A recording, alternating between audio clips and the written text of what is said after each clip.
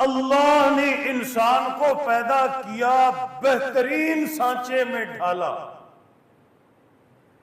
اس انسان کے اندر اللہ نے متضاد چیزیں رکھ دی۔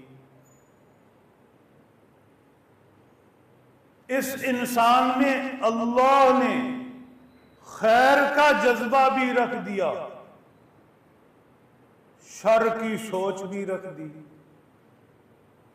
نیکی کی صلاحیت بھی رکھ دی، برائی کی استعداد بھی رکھ دی۔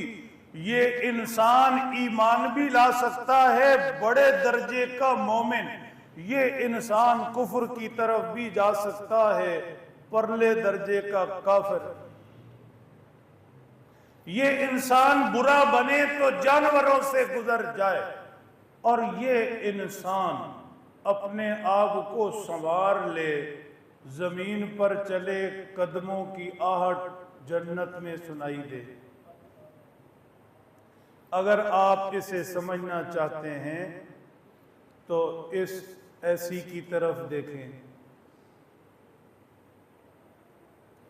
اس کے اندر بنانے والے نے اللہ کے دیے دماغ سے دونوں فیچر رکھے ہیں۔ کیا مطلب؟ ریموٹ ہاتھ میں پکڑو، وہاں ایک بٹن آئے گا موڈ، اسے چھیڑو، ہاٹ کول دونوں آپشن آپ کے ہاتھ میں۔